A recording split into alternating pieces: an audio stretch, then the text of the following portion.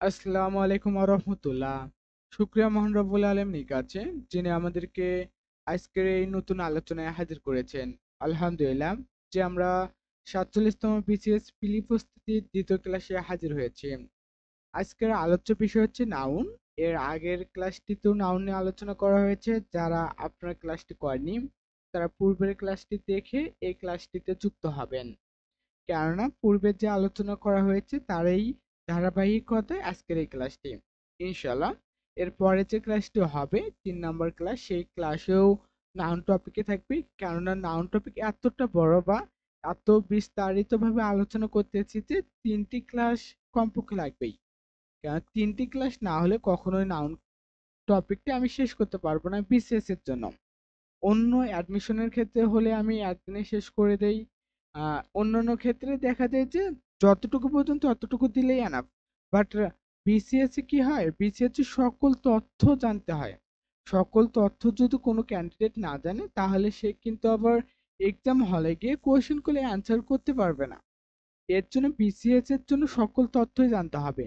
ইংরেজি গ্রামারের যেমন তথ্য জানতে হবে, ভোকাবুলারিরও জানতে হবে, সেই সাথে লিটারেচার অংশ অবশ্যই ভালো করতে হবে। চলুন আমরা সরাসরি আলোচনায় প্রবেশ করি বা আমাদের মূল আলোচনায় যাই। তার আগে আর একবার আমি বুঝিয়ে দিচ্ছি। আজকেরও পড়া আমি দেব ডে 1। ভোকাবুলারির যে পার্টটি সেটা হচ্ছে ডে 1, আজকে আমি আপনাদেরকে পড়া দেব। গত ক্লাসে আমি পড়া দিয়েছিলাম ডে 1, তবে অনেকে আপনারা বুঝতে পারেনি যে ডে 1 বলতে ভোকাবুলারির কোনটাকে বোঝাতেছে, এটা আপনারা বুঝতে পারেননি। দেখুন, ডে 1 বলতে আমি বুঝেছি যে ভোকাবুলারির যতগুলো পার্ট রয়েছে, যেমন সিনোনিম, অ্যান্টোনিম রয়েছে, প্রিপোজিশন রয়েছে। শুধু প্রিপোজিশনে অ্যাপ্রোপ্রিয়েট প্রিপোজিশন, ফ্রেজ রয়েছে, গ্রুপ ভার্ব রয়েছে, ট্রান্সলেশন রয়েছে, স্পেলিং রয়েছে। যতগুলো টপিক রয়েছে, ভোকাবুলারি শুধু একটি টপিক না। ভোকাবুলারির মধ্যে ভোকাবুলারি পার্টে অনেকগুলো টপিক রয়েছে, 10টির মতো। সেই 10টি টপিককে কি করবেন, প্রত্যেকটা টপিকে 60টি বা 30টি ভাগে ভাগ করে নেবেন। যে টার্গেট নেবেন যে এই 30 দিনে আমি এই টপিকের এগুলো এগুলো পড়বো, সেগুলো আপনার পড়বেন। এছাড়া যদি আপনার কাছে নোভেল চ্যালেঞ্জ ভোকাবুলারি বইটি থেকে থাকে, তাহলে এর ডে 1 যেগুলো দেওয়া রয়েছে সেগুলো পড়বেন।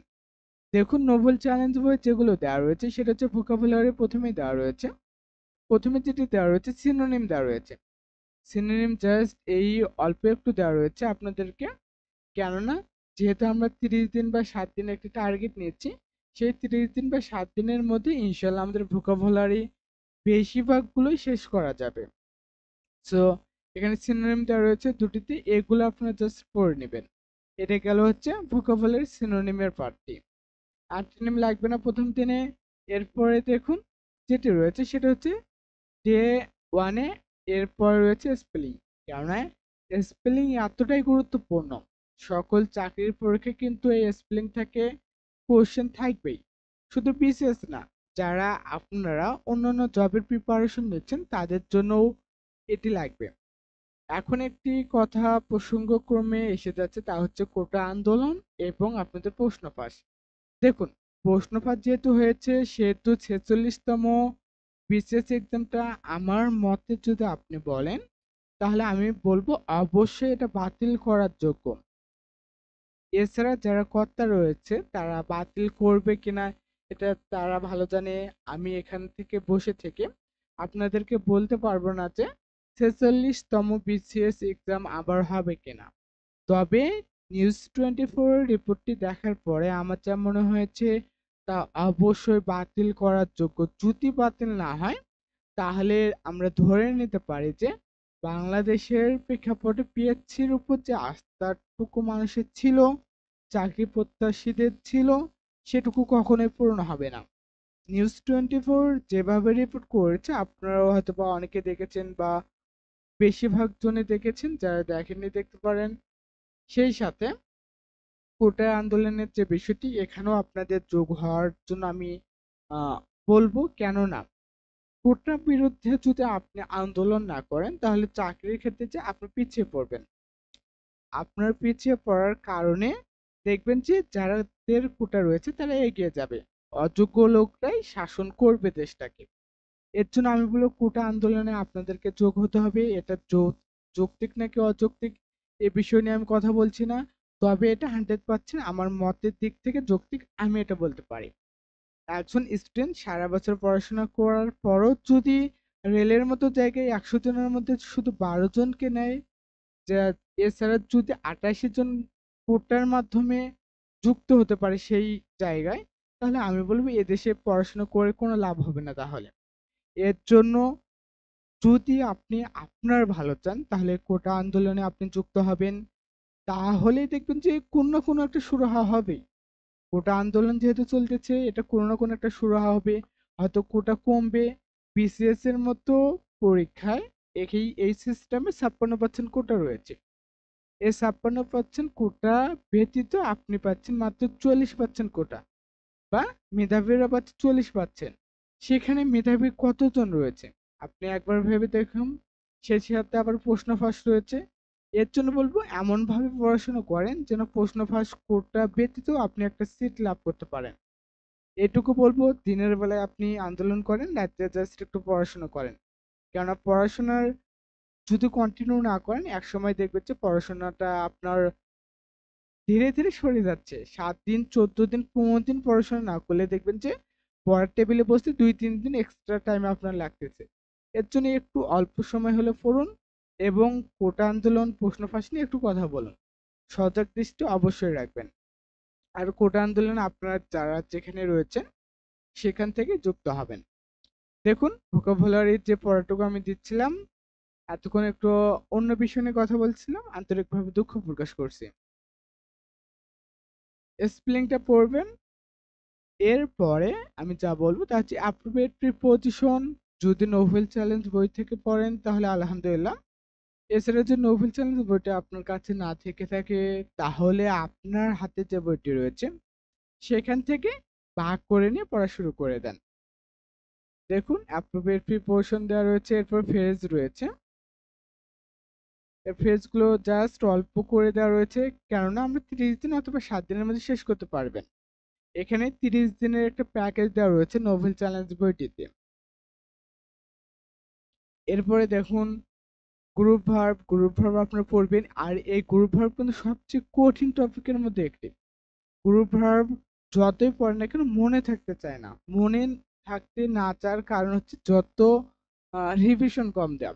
যত পারেন রিভিশন দেবেন, তাহলে এই গ্রুপ ভার্ব থেকে ইনশাআল্লাহ আপনি যদি কোশ্চেন হয় কমন পাবেন। এরপর প্রভাব বা ট্রান্সলেশন যেটা রয়েছে, প্রভাব অ্যান্ড ট্রান্সলেশন, সেটা জাস্ট অল্প করে দেওয়া রয়েছে, এগুলো একটু দেখে নেবেন। এরপর আমি সরাসরি চলে যাচ্ছি, সরি, আমি গ্রামার পার্টে চলে যাচ্ছি। এর আগের ক্লাসে প্রপার নাউন এবং কমন নাউন নিয়ে আমি আলোচনা করেছিলাম। আজকের এই ক্লাসে আলোচনা হবে কালেকটিভ নাউন, ম্যাটেরিয়াল নাউন এবং অ্যাবস্ট্রাক্ট নাউন নিয়ে। এই 3টি নাউন শেষ করার পরে তৃতীয় ক্লাসে আলোচনা করব কাউন্টেবল, আনকাউন্টেবল এবং নাউন চেনার উপায়। নাউন কোথায় কোথায় বসে, কোন সিম্পটম গুলো দেখে আপনি নাউন চিনতে পারবেন, সেগুলো আমি আপনাকে তৃতীয় ক্লাসে দেখিয়ে দেব। আর যারা একবারে বেসিক কিছুই পারে না তাদের থেকে আমি শুরু করতেছি, এই কারণে যারা অ্যাডভান্স লেভেলে রয়েছেন তারা হয়তোবা বলতেছেন ভাই আমরা তো এগুলো জানি। তারপরও আমি বলবো ক্লাসটি শেষ পর্যন্ত করেন, দেখেন যে এখানে কোনো নতুন তথ্য পাচ্ছেন কিনা। আমি এটুকু বিশ্বাস করি যে আপনি যত বড় এক্সপার্ট হন না কেন গ্রামারের উপর, আমার ক্লাসটি করার পরে আপনি কমপক্ষে 50% নতুন তথ্য পেয়ে যাবেন, যদি এর পূর্বে আমার ক্লাস না করে থাকেন। অনলাইনে বা অফলাইনে যদি আমার ক্লাস করে না থাকেন, তাহলে আমি বলতে পারো 50% আপনি নতুন তথ্য পেয়ে যাবেন। এর জন্য ক্লাসটি শেষ করে প্রুভ করে নেন আমি যে কথাটি বলছি তা সঠিক কিনা। দেখুন, কালেকটিভ নাউন দিয়ে আমি শুরু করি। কালেকটিভ নাউন হচ্ছে একটি না বুঝিয়ে অনেকের সমষ্টি বোঝায়। কি বোঝায়? একটি না বুঝিয়ে অনেকের সমষ্টি হচ্ছে কি কালেকটিভ নাউন। জাস্ট এই বিষয়টি মাথায় রাখুন যে একটি বোঝাবে না, অনেকগুলোকেও বোঝাবে। অর্থাৎ যে নাউন দ্বারা সমজাতীয় কিছু ব্যক্তি, বস্তু বা সমষ্টিকে বোঝায় তাকেই কালেকটিভ নাউন বলে। যদি এই সংজ্ঞাটা কঠিন মনে হয় তাহলে আর জাস্ট একটু লক্ষ্য করুন যে কমন নাউনের সমষ্টিকে বলা হয় কালেকটিভ নাউন। যে এর আগের ক্লাসে কমন নাউন পড়ানো হয়েছিল, তার সমষ্টিকে কি বলে? তার সমষ্টিকে কালেকটিভ নাউন বলা হয়। যদি এইটুকু দেখে থাকেন বা এইটুকু বুঝে থাকেন, তাহলে আমি আশা করব যে কালেকটিভ নাউন আপনার কাছে সহজ মনে হবে। কেননা যদি আপনি শুধু কমন নাউনটা ধরতে পারেন, তাহলে কালেকটিভ নাউন ইনশাল্লাহ পারবেন। কেননা কমন নাউনের সমষ্টি হচ্ছে কালেকটিভ নাউন। এক্সাম্পল গুলো দেখেছে স্টাফ, যে কর্মবিন্দু স্টাফ, এরা কি? এরা হচ্ছে কালেকটিভ নাউন। এরপরে হচ্ছে কমিটি, কমিটি কি? কমিটি হচ্ছে আমাদের কালেকটিভ নাউন।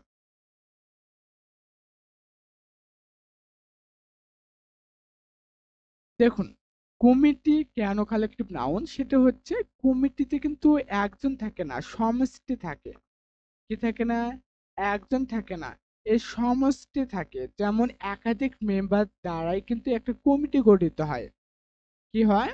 একাধিক মেম্বার দ্বারাই কিন্তু একটা কমিটি গঠন করা হয়। সেই কমিটিতে কিন্তু আপনার মেম্বার, অনেকগুলো মেম্বার থাকে। এই কারণেই কমিটি, এটা হচ্ছে আপনার কি? এটা হচ্ছে কালেকটিভ নাউন। এটা কিন্তু যদি মেম্বার বলি, মেম্বার হচ্ছে আমার কমন নাউন, এর আহ, সমষ্টি যেটা সেটা হচ্ছে কমিটি। সরি, মেম্বার হচ্ছে কমন নাউন এবং কমিটি হচ্ছে কি? Collective noun. সেই সাথে আরেকটি কথা, যদি কোনো ক্লাসে, আমার কোনো ক্লাসে যদি কোনো তথ্য মিসিং হয়, আমি পরবর্তী ক্লাসে সেটা আমি আপনাদেরকে দিয়ে দেব।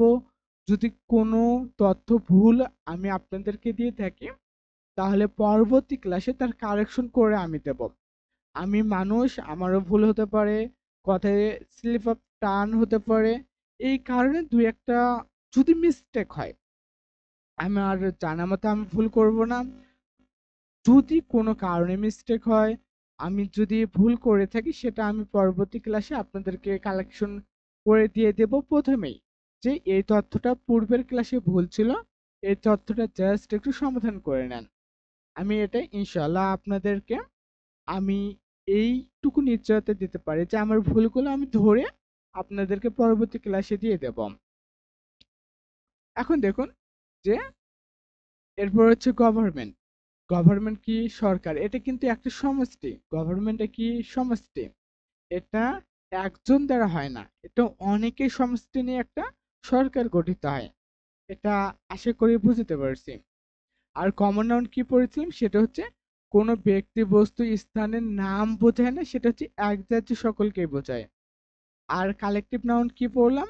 কালেকটিভ নাউন বললাম যে সবগুলো সমষ্টি বোঝায়।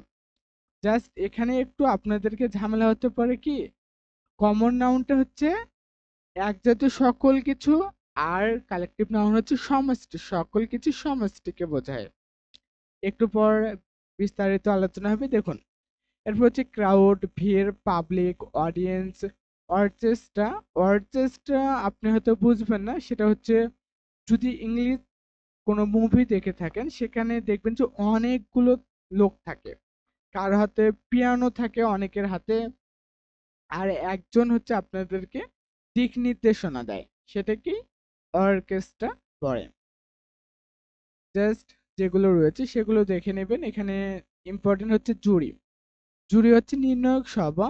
এটা আপনি সাধারণত যদি পরিচয় না হয়ে থাকেন, তা হচ্ছে কোনো মিটিং, মিছিল, সরি বিশেষ ক্ষেত্রে মিটিং এর ক্ষেত্রে যে বলে, এটাকে আমরা জুরি হিসেবে, জুরি বোর্ড হিসেবে দিয়ে দিলাম।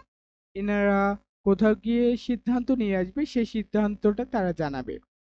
যে বাদী বিবাদের মধ্যে একটা জুরি বোর্ড গঠিত হয়, সেই জুরি বোর্ডটা আবার হচ্ছে কালেকটিভ নাউন। কেন? এর কারণ হচ্ছে জুরি বোর্ডে একজন মেম্বার থাকে না, একাধিক মেম্বার থাকে। সেটা হচ্ছে সমষ্টি, মানুষের সমষ্টি। ম্যান, ম্যান হচ্ছে আমাদের কমন নাউন। এই ম্যানের সমষ্টি হচ্ছে কি? জুরি বোর্ড। কি হয়েছে? জুরি বোর্ড হয়েছে। এই কারণে জুরি হচ্ছে আমাদের কালেকটিভ নাউন। এখন দেখুন হচ্ছে কমন নাউন আর কালেকটিভ নাউন কিভাবে আপনি চিনতে পারবেন। কমন নাউন সম্পর্কে আবারও বলে রাখি, তা হচ্ছে এটা হচ্ছে এক জাতীয় সকল কিছুকে বোঝায়। এক জাতীয় সকল কিছুকে বোঝায়, তা হচ্ছে কমন নাউন। আর কালেকটিভ নাউন হচ্ছে বস্তু, ব্যক্তি বা সমজাতীয় কোনো কিছুর কি সমষ্টি। কালেকটিভ নাউন হচ্ছে সকল কিছু কি সমষ্টি, আর কমন নাউন হচ্ছে এক জাতীয়। আশা করি আমি বুঝাতে পেরেছি। এক্সাম্পল গুলো লক্ষ্য করুন। তা হচ্ছে প্লেয়ার। প্লেয়ার হচ্ছে কমন নাউন। টিম, টিম কি টিম হচ্ছে কালেকটিভ নাউন। প্লেয়ারদের দ্বারাই কিন্তু টিম গঠিত হয়। প্লেয়ারদের দ্বারা কি হয়? টিম গঠিত হয়। এই কারণেই প্লেয়ার হচ্ছে কালেকটিভ নাউন, প্লেয়ার হচ্ছে কমন নাউন। আর এই টিমটা কি? টিমটা হচ্ছে আমাদের কালেকটিভ নাউন। জাস্ট এগুলো মাথায় রাখুন। এরপর দেখুন যে হচ্ছে মেম্বার। মেম্বার হচ্ছে কমন নাউন। আর কমিটি, কমিটি হচ্ছে কালেকটিভ নাউন। বুক হচ্ছে কমন নাউন। লাইব্রেরি হচ্ছে আমাদের কি কালেকটিভ নাউন। কেন? বুক হচ্ছে এক জাতীয় সকল কিছুকে বোঝায় বুক দ্বারা। যে বই যত রয়েছে পৃথিবীতে সকল কিছু, সকল বইকেই বোঝায় বুক দ্বারা, বা বই বলতে সকল বইকে আমি বুঝাইছি। কিন্তু এই বইগুলো কোথায় থাকে? লাইব্রেরিতে থাকে। কারণ সকল বইয়ের কি সমষ্টি সেখানে, সমষ্টি আকারে রয়েছে। এই কারণেই লাইব্রেরি হচ্ছে কালেকটিভ নাউন। এরপর সোলজার। সোলজার হচ্ছে কমন নাউন। আর্মি হচ্ছে কালেকটিভ নাউন। এই সোলজার নিয়ে একজনের মতামত ছিল যে সোলজার হচ্ছে কালেকটিভ নাউন হবে। কখনোই কালেকটিভ নাউন হবে না। দেখো, সোলজার কি হয়? সোলজার কিন্তু আর্মিতে থাকে। আর্মি গঠিত হয় অনেক সোলজার নিয়ে। যে অনেকগুলো সোলজার নিয়ে আর্মি গঠিত হয়। আর অনেকগুলো আর্মি নিয়ে কিন্তু সোলজার গঠিত হয় না। সোলজার অর্থ হচ্ছে সৈনিক। অনেকগুলো সৈনিক নিয়ে কি গঠিত হয়? আর্মি গঠিত হয়। এর জন্য পুলিশ, আর্মি, বিজিবি এগুলো হচ্ছে কি আপনার কালেকটিভ নাউন। আশা করি বুঝতে পেরেছি। আমি ডিপলি আলোচনা করতেছি এই কারণেই যে এখানে অনেকে ক্লাস করতেছে যারা বিসিএস শূন্য থেকে প্রস্তুতি নিতেছে। অনেকে কিছুই জানে না। কেননা জাতীয় সরি, কেননা জাতীয় বিশ্ববিদ্যালয়ে এই বিষয়গুলো নিয়ে আলোচনা করা হয় না। যারা বিভিন্ন পাবলিক বিশ্ববিদ্যালয়, প্রাইভেট বিশ্ববিদ্যালয় রয়েছে তারা হয়তোবা জানে, বা যারা জাতীয় বিশ্ববিদ্যালয় থেকে বিসিএস এক্সাম দিতে যাচ্ছে তাদের জন্য এই ক্লাসটা আমি বলবো সবচেয়ে বেশি কার্যকরী হবে। এবং আপনারা যারা পাবলিক বিশ্ববিদ্যালয়ে রয়েছেন, প্রাইভেট বিশ্ববিদ্যালয়ে রয়েছেন, তারাও এই ক্লাস থেকে নতুন তথ্য পেয়ে যাবেন। যারা এই তথ্যগুলো জানেন তাদের তো আমি বলবো না যে ক্লাস করেন, যারা জানেন না তাদের জন্য এই ক্লাসটি। সেই সাথে যে পড়াগুলো দিচ্ছি সেই পড়াগুলো অবশ্যই দিবেন। ক্লাস শেষে এটা নিয়ে বিস্তারিত আলোচনা করব। এরপরে দেখুন, এরপরে যেটা হচ্ছে গুরুত্বপূর্ণ কালেকটিভ নাউন। জাস্ট এটা মাথায় রাখুন। যে কয়টি কালেকটিভ নাউন এখানে দিয়েছি এগুলোই বিগত যে কোশ্চেন গুলো রয়েছে, বিগত বছরের যে আপনার 10-15 বছরের যে কোশ্চেন গুলো দেখা গিয়েছে, সেই কোশ্চেন গুলো অ্যানালাইসিস করে জাস্ট এই কয়টি পাওয়া গিয়েছে যে এখান থেকেই বেশি কোশ্চেন হয়েছে। আপনার 2013 সালের কোশ্চেন, 12 সালের কোশ্চেন, শুধু বিসিএস না, অ্যাডমিশনের কোশ্চেন গুলো অ্যানালাইসিস করে দেখা গিয়েছে এগুলো থেকে সবচেয়ে বেশি কোশ্চেন হয়েছে। এই কারণে এই কয়েকটি কালেকটিভ নাউন আমি বলবো যে মুখস্থ করে নেবেন। আমি দেখেছি মুখস্থ বিদ্যার জোরে অনেকে অনেক কিছুই অর্জন করতে পেরেছে, বা অনেকে তাদের লক্ষ্যে পৌঁছতে পেরেছে। শুধু বুঝলে হবে না, শুধু যে আমি এই বিষয়টা বুঝেছি এটুকু করলে হবে না, মুখস্থ বিদ্যাও থাকতে হবে। যে যত ভালো মুখস্থ করতে পারে সে তত ভালো স্টুডেন্ট। এই জন্য আপনাকে মুখস্থ অবশ্যই করতে হবে।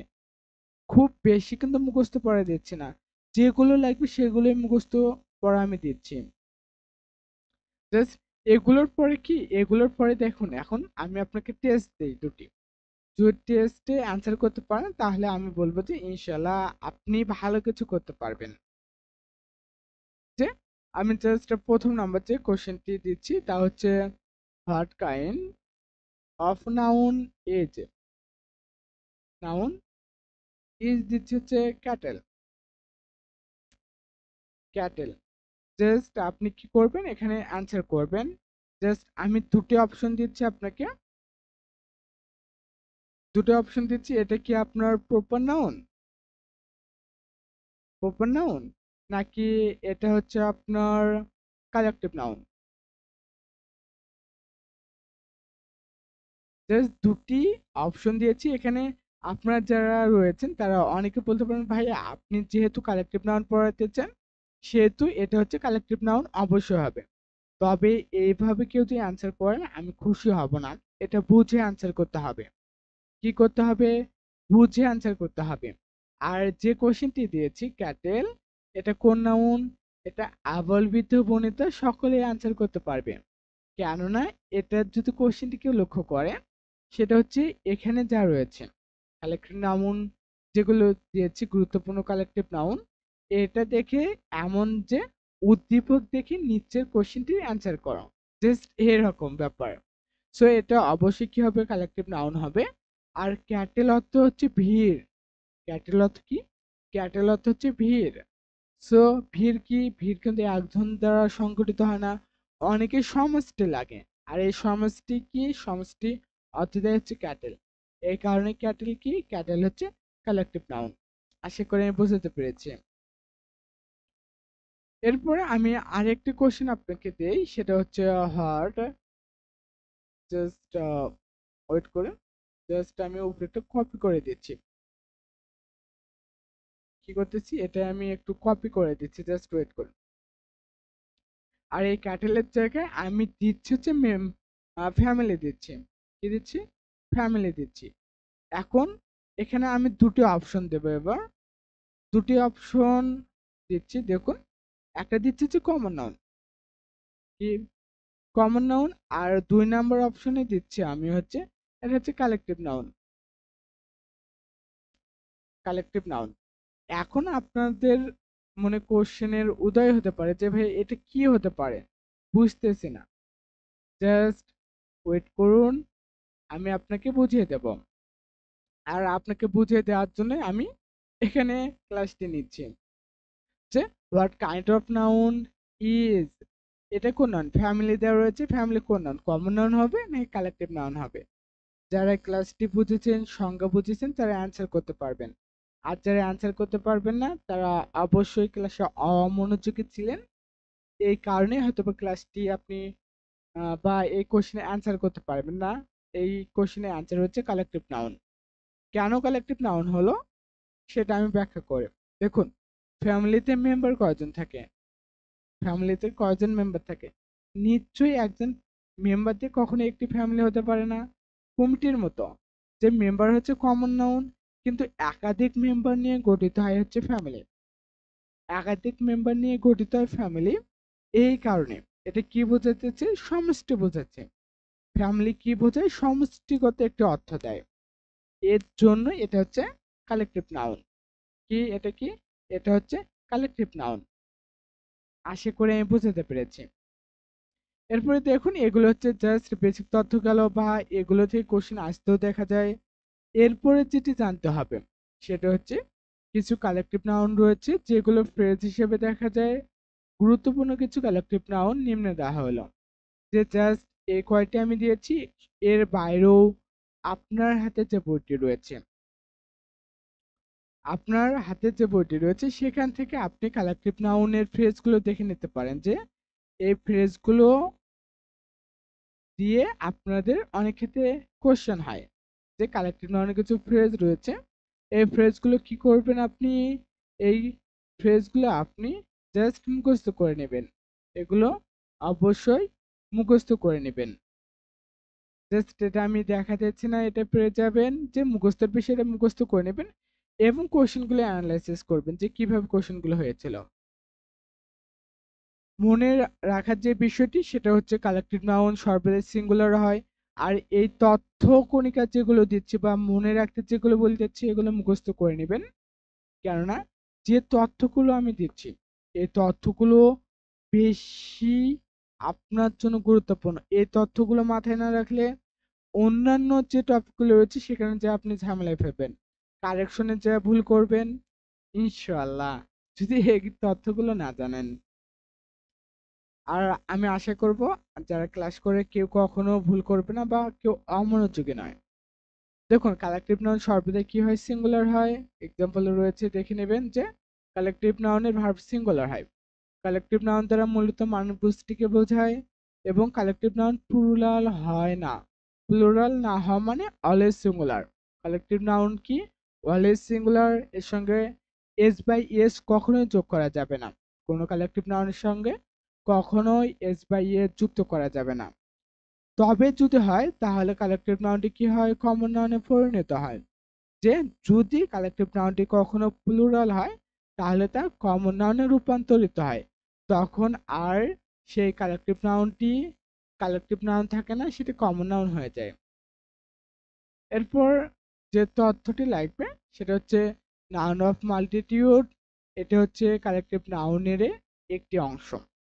জাস্ট আমি এটা আপনাকে 2 লাইনে বুঝিয়ে দিচ্ছি, যেহেতু সময় খুব বেশি না। আর এই নাউন টপিকটা বোঝাতে গেলে মিনিমাম 7 থেকে 8 ঘন্টার যে একটি ক্লাস দেওয়া যায়, তাহলে নাউন টপিকটি বিস্তারিতভাবে বোঝানো যাবে। এক্সাম্পল দিয়ে বোঝানো যাবে, বাস্তব অভিজ্ঞতার মাধ্যমে বোঝানো যাবে, যদি 7 থেকে 8 ঘন্টা একটা টাইম পাওয়া যায়। যেহেতু আমি টার্গেট নিয়েছি 3 ঘন্টার মধ্যে শেষ করব, সেহেতু দেখুন। আর কোশ্চেন আসলে ইনশাআল্লাহ আপনি পারবেন, সেইভাবেই আমি আপনাকে পড়াবো। দেখুন, নাউন অফ মাল্টিটিউড যেটা বিষয় সেটা হচ্ছে কালেকটিভ নাউন। আমরা চিনলাম কালেকটিভ নাউনের ভার্ব কি? যদি প্লুরাল হয় সাধারণত কি বসে? ভার্ব সিঙ্গুলার বসে। যদি কখনো প্লুরাল বসে কালেকটিভ নাউনের ভার্ব, তাহলে মনে করবেন সেটা হচ্ছে নাউন অফ মাল্টিটিউড।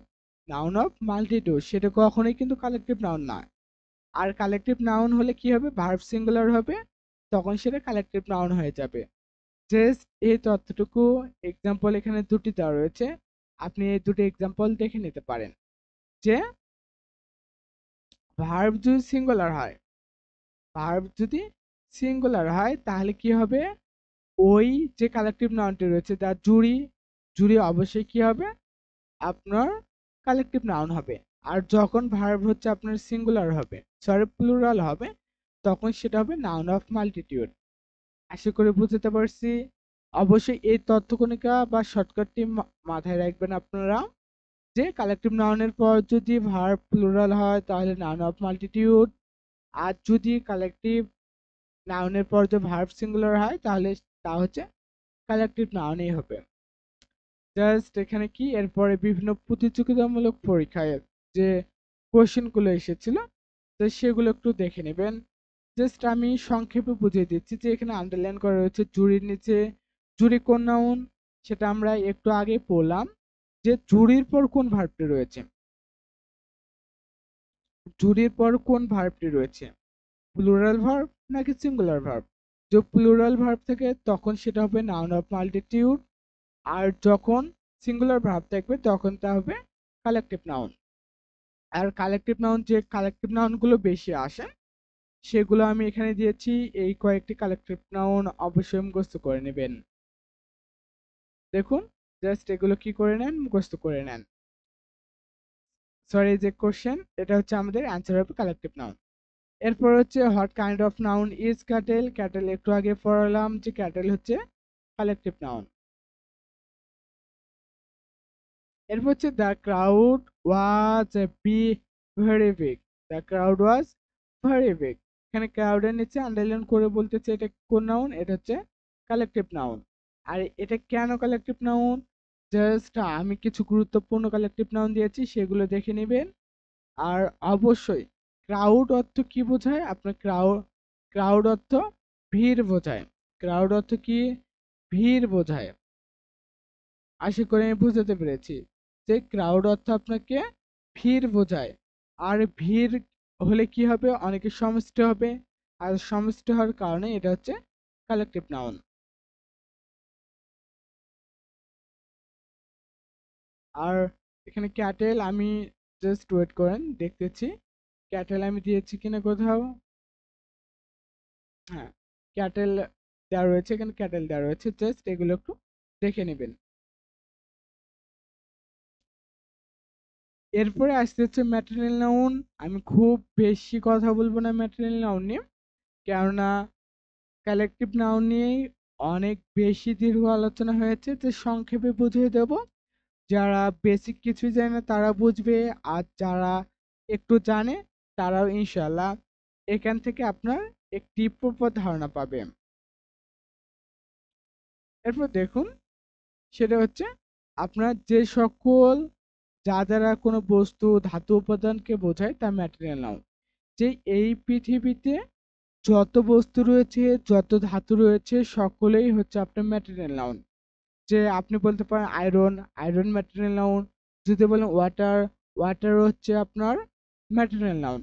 যে যত বস্তু রয়েছে সকল বস্তুই কি বস্তু, ধাতু, সকল বস্তু ধাতুই হচ্ছে ম্যাটেরিয়াল নাউন। যারা তোমরা ক্লাস 9-10 বিজ্ঞান বিভাগে ছিলাম তারা হয়তো পর্যায় সারণী পড়েছিলাম। পর্যায় সারণীতে জয়ে কয়টি ধাতু রয়েছে, সব কয়টি ধাতুই কি ম্যাটেরিয়াল নাউন। যে আপনি বলতে পারেন অক্সিজেন, হ্যাঁ এটাও ম্যাটেরিয়াল নাউন। সবগুলো কি হাইড্রোজেন, এটাও ম্যাটেরিয়াল নাউন। জাস্ট এটা কি নাউন, তবে ম্যাটেরিয়াল নাউন। এটা কিন্তু আবার আপনি দেখতে পারবেন না। কি করা যায় না, দেখা যায় না কিন্তু। তবে যখন বাক্সের মধ্যে বন্দি করা যায়, যদি সেটা কাচের হয় তখন দেখা যায়, ওটা আলাদা ব্যাপার। তবে আমরা বাতাসে যে অক্সিজেনটা থাকে তা কিন্তু আমরা দেখতে পাই না। এটাও মাথায় রাখবেন যে কনক্রিট নাউনের মধ্যে ম্যাটেরিয়াল নাউন পড়ে। তবে কিছু কিছু কনক্রিট নাউন রয়েছে যেগুলো দেখা যায় না, যেমন লাইট। এটা অনেকে বলে যে দেখা যায় না, তবে আমি বলি এটা দেখা যায়। এটা হচ্ছে আমাদের নাউনের মধ্যে পড়ে, কনক্রিট নাউনের মধ্যে পড়ে। লাইট হচ্ছে কমন নাউন। দেখুন, যা দ্বারা বস্তু এবং ধাতুকে বোঝায় তা হচ্ছে material noun. Water, gold, silver, milk, ইক, অয়েল, কফি, মেডিসিন, টি, কপার, যত কিছু রয়েছে সকলে হচ্ছে কি ম্যাটেরিয়াল নাউন। আর একটি কথা, যেগুলোকে আমরা প্রাণহীন ধরি, বেশিরভাগ ক্ষেত্রে যেগুলোকে আমরা প্রাণহীন ধরি সেগুলো কি, সেগুলোই হচ্ছে ম্যাটেরিয়াল নাউন। আর পর্যায় সারণীর যতগুলো ধাতু রয়েছে সকল ধাতু কি, সকল ধাতুই হচ্ছে ম্যাটেরিয়াল নাউন। যেমন অক্সিজেন আর হাইড্রোজেন মিলে তৈরি হয়েছে ওয়াটার, সেই ওয়াটার কি ম্যাটেরিয়াল নাউন। আশা করি আমি বুঝতে পেরেছি। আর একটি কথা, আমি যেগুলোকে ধাতু বলতে চাচ্ছি পর্যায় সারণী, সেগুলোকে ধাতু বলে কিনা ঠিক মনে পড়তেছে না, জাস্ট আপনি একটু কমেন্টে জানাতে পারেন এই বিষয়টি।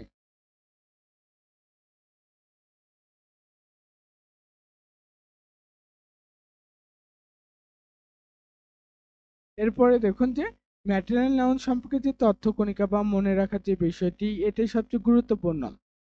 আর এইটুকু তো বেসিক আলোচনা আমি সবসময় করি।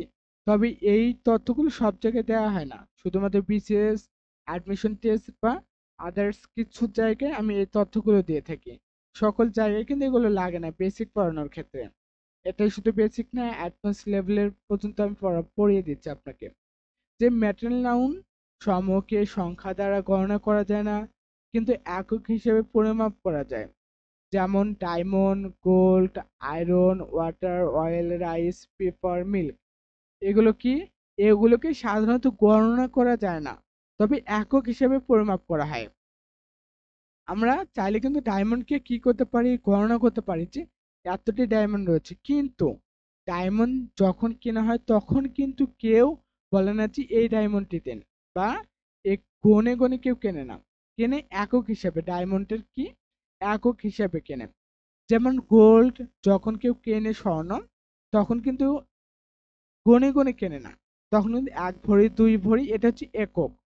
সেটা কি একক হিসাবে কেনে, যে গোল্ড কি একক হিসাবে কেনে। এরপর আয়রনও সেম হিসাবে না হয়। ওয়াটার, ওয়াটারও কিন্তু আমরা গুনি না যে 1 ফোঁটা পানি, 2 ফোঁটা পানি, এভাবে আমরা গুনি না। আর এটা কি করা হয়, পরিমাপ করা হয় যে 100 গ্রাম, 200 গ্রাম, 250 গ্রাম, 1 কেজি, এইভাবে কিন্তু আমরা কি করি, গণনা করে নিই। এর জন্য বলা হয় যে ম্যাটেরিয়াল সাধারণত গণনা করা যায় না। তবে কিছু ক্ষেত্রে রয়েছে, যেমন আপনি বলতে পারেন যে চুল, হেয়ার, এই হেয়ার কিন্তু গণনা করা যায়, কিন্তু আমরা গণনা করি না। এই বিষয়টি মাথায় রাখুন যে যে সকল বস্তুকে গণনা করা যায় কিন্তু গণনা করা হয় না, তাহাকে ম্যাটেরিয়াল নাউন বলা হয়।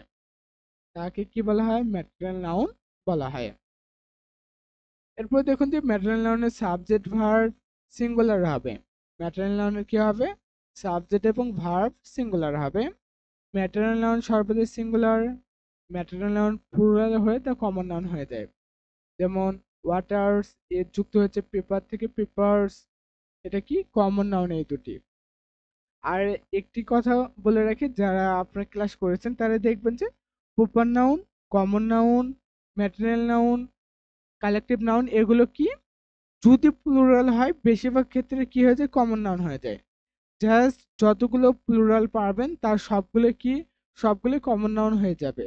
একটু পরবর্তী ক্লাসে আমি বিস্তারিত আলোচনা করব এই বিষয়ে। এরপর আরেকটি তথ্য সেটা জানতে হবে, সেটা হচ্ছে ম্যাটেরিয়াল নাউনের পূর্বে ডিটারমিনার বসলে তা কমন নাউন হয়। তবে এখানে আরেকটি তথ্য রয়েছে, তা হচ্ছে শুধু ডিটারমিনার না, এর পরে বেশিরভাগ ক্ষেত্রে প্রিপোজিশন পাওয়া যায়। কি পাওয়া যায়? প্রিপোজিশন পাওয়া যায়। জাস্ট আমি যে এখানে একটি শর্টকাট দেই তাহলে আপনি বুঝতে পারবেন যে প্রথম হচ্ছে article, article plus material noun. কি? Material noun, sorry, material noun এর পরে যা তা পরে বসাতে প্রিপোজিশন, প্রিপোজিশন তখন আবার যে ম্যাটেরিয়াল নাউনটি রয়েছে সেই ম্যাটেরিয়াল নাউনটা আর ম্যাটেরিয়াল নাউন থাকে না, তা হয়ে যায় কমন নাউন। তা কি হয়ে যায়? কমন নাউনে রূপান্তরিত হয়ে যায়। এর জন্য এই শর্টকাটটি মাথায় রাখবেন, যে শর্টকাটগুলো আমি দিচ্ছি। তা হচ্ছে যদি আর্টিকেল এবং প্রিপোজিশনের মাঝে ম্যাটেরিয়াল নাউন থাকে সেই ম্যাটেরিয়াল নাউনটি কমন নাউন হয়ে যায়। এখানে কিছু এক্সাম্পল দেওয়া রয়েছে, সেগুলো আপনি দেখে নিতে পারেন। আর এই তথ্যটুকু নেওয়া রয়েছে applied English grammar and composition বই থেকে, পিসি দাসের লেখা। সেই বই থেকে এই বেশিরভাগ তথ্যগুলো নেওয়া রয়েছে। বিভিন্ন পরীক্ষার যে তথ্যগুলো আসে বা পরীক্ষায় যেভাবে এসেছিল সেগুলো দেখে নিতে পারেন। এরপর লাস্টে যে আলোচনা দিয়ে শেষ করব তা হচ্ছে অ্যাবস্ট্রাক্ট নাউন দিয়ে আজকের এই আলোচনাটি শেষ করে দেব। এর পরের ক্লাসে ইনশাআল্লাহ যদি সম্ভব হয় নাউন ক্লাস চ্যাপ্টারটি শেষ করে দেব। দেখুন অ্যাবস্ট্রাক্ট নাউন বিষয়টি কি? অ্যাবস্ট্রাক্ট নাউন হচ্ছে যে সকল জিনিসকে ধরা যায় না, ছোঁয়া যায় না, শুধু অনুভব করা যায় তাকে অ্যাবস্ট্রাক্ট নাউন বলে। যে সকল জিনিসকে ধরা যায় না, ছোঁয়া যায় না, শুধু অনুভব করা যায় তাকে অ্যাবস্ট্রাক্ট নাউন বলে। তবে আমি একটু আগে বললাম যে লাইট, এটা কিন্তু বেশিরভাগ কিন্তু অনুভবের বিষয়, যে এই আলোটা পাচ্ছি আমি, এটা কিন্তু ধরা যায় বা ছোঁয়া যায় এমনটা না। বাট এটা কিন্তু হচ্ছে আবার কমন নাউন। লাইটটা কি? লাইটটা কিন্তু আবার কমন নাউন। আশা করি আমি এখানে একটু আপনাকে ধারণা দিতে পারছি যে এই সংজ্ঞাটি সকল জায়গায় আবার কার্যকর হয় না, তবে 99% কার্যকর। যে সকল জিনিসকে ধরা যায় না, ছোঁয়া যায় না, অনুভব করা যায় তাই হচ্ছে অ্যাবস্ট্রাক্ট নাউন। যেমন যে লাভ, ভালোবাসা, ভালোবাসা কিন্তু ধরা যায় না, ছোঁয়া যায় না, স্পর্শ করা যায় না, যে এটা কিন্তু আবার অ্যাবস্ট্রাক্ট নাউন। তবে এখানে যেটা খেয়াল রাখতে হবে সেটা দুই একটা ব্যতিক্রম ব্যতীত সকল কিছু কিন্তু অ্যাবস্ট্রাক্ট নাউন হবে। আর যা জানা যাবে না বা যেগুলো একটু ব্যতিক্রম মনে হয় সেগুলো নোট করে রাখবেন যে এগুলো অ্যাবস্ট্রাক্ট নাউন না, এটা একটু জাস্ট আপনি বুঝে নেবেন।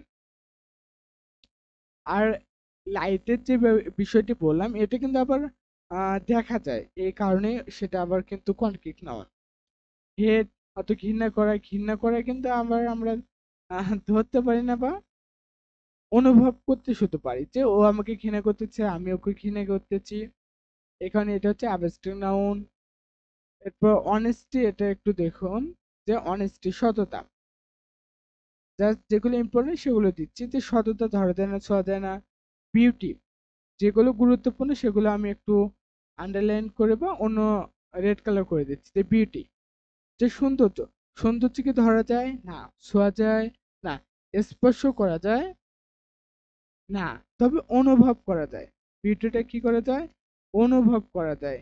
এই কারণেই বিউটি হচ্ছে কি? বিউটি হচ্ছে আমাদের অ্যাবস্ট্রাক্ট নাউন। আশা করি আমি বুঝতে পেরেছি। যারা বুঝেছেন এই সময়ের মধ্যে এইটুকু জাস্ট একটু কমেন্টে জানান কতটুকু বুঝতে পারলেন।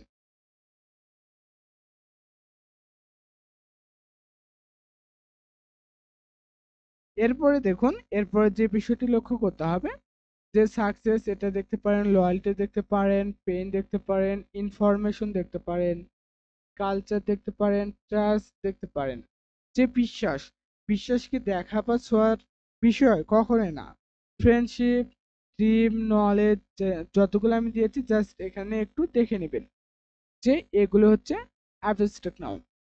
আর সবচেয়ে বেশি পরীক্ষায় আসে যে অ্যাবস্ট্রাক্ট নাউনগুলো সেগুলোর তথ্য আমি দিয়েছি, জাস্ট এগুলো একটু লক্ষ্য করবেন যে এগুলো হচ্ছে আপনার অ্যাবস্ট্রাক্ট নাউন। আর পারলে একটি স্ক্রিনশট দিয়ে নেবেন। এই অ্যাবস্ট্রাক্ট নাউন গুলো অবশ্যই আপনাকে মুখস্থ করতে হবে। এর আগে আপনাকে আমি দিয়েছি হচ্ছে কালেক্টিভ নাউন, সেগুলো অবশ্যই মুখস্থ করতে হবে। এখানে যে মনে রাখার যে বিষয়টি আসতেছে, জাস্ট আপনি লক্ষ্য করুন যে দা প্লাস অ্যাবস্ট্রাক্ট নাউন এবং পরে প্রিপোজিশন থাকলে তা কমন নাউন হয়ে যায়। সেম রুলস ম্যাটেরিয়াল নাউনের মতো, যে যদি আর্টিকেল এবং প্রিপোজিশনের মাঝে অ্যাবস্ট্রাক্ট নাউন বসে তাহলে তা কি হয়ে যায়? তাহলে তা আপনার কমন নাউন হয়ে যায়। যে এক্সাম্পলটি রয়েছে, the kindness of your makes me joyful. এখানে কাইন্ডনেস এর মাঝে আন্ডারলাইন করে দিয়ে বলবে এটি কোন নাউন। এটা হচ্ছে কমন নাউন, কেননা আর্টিকেল এবং প্রিপোজিশনের মাঝে বসেছিল। আর একটি কথা সেটা হচ্ছে আবার কোথাও যদি এমন থাকে যে আর্টিকেল এবং কমন নাউন, সরি, প্রিপোজিশনের মাঝে কমন নাউন থাকে, তখন সেটা আবার অ্যাবস্ট্রাক্ট নাউন হয়ে যায়।